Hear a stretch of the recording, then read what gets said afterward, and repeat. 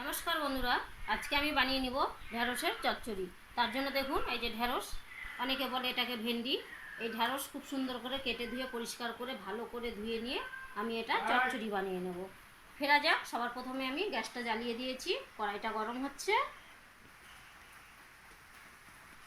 সবার প্রথমে কড়াইয়ে সরষের তেল দিয়ে দিচ্ছি। বন্ধুরা, আমার তেলটা খুব সুন্দর গরম হয়ে গেছে।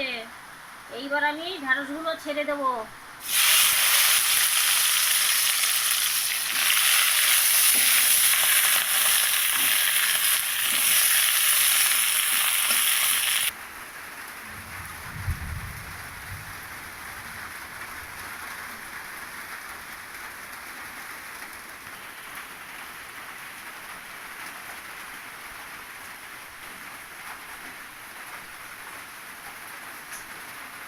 এই যে বন্ধুরা দেখুন, আমি তেলের উপরে ঢেঁড়সটাকে খুব সুন্দর করে আগে ভেজে নিলাম।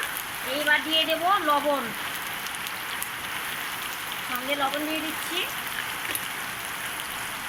এইবার আমি একটু হলুদ গুঁড়ো দিয়ে দেবো। হলুদ লবণ দিয়ে আবারও খুব সুন্দর করে আমি একটু নাড়চাড় করে নেব।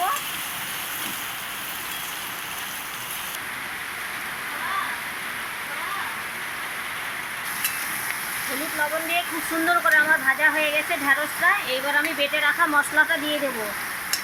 দেখুন, এর মধ্যে আমি দুটো শুকনো লঙ্কা, দুটো কাঁচা লঙ্কা, কয়েক কোয়া রসুন আর সরষা বাটা, সরষা বাটাটা দিয়ে খুব সুন্দর করে আমি নেড়ে চেড়ে নেব।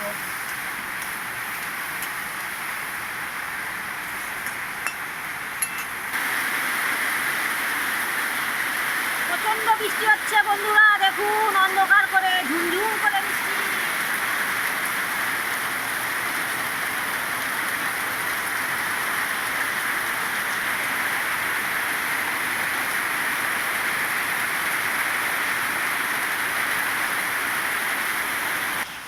এই যে বন্ধুরা, আমার ঢেঁড়সের চচ্চড়িটা হয়ে গেছে।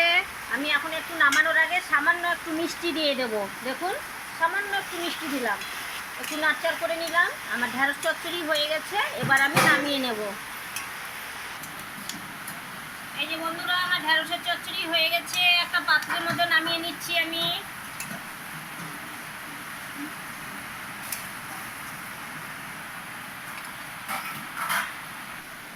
এই যে বন্ধুরা, আমার ঢেঁড়সের চচ্চড়িটা হয়ে গেছে। কীরকম হয়েছে বন্ধুরা, আপনারা অবশ্যই কমেন্ট করে জানিয়ে দেবেন। আমার রান্নাটা যদি আপনাদের ভালো লেগে থাকে তাহলে অবশ্যই সঙ্গীতা রিতা কিচেনে সাবস্ক্রাইব করবেন, লাইক করবেন, কমেন্ট করবেন।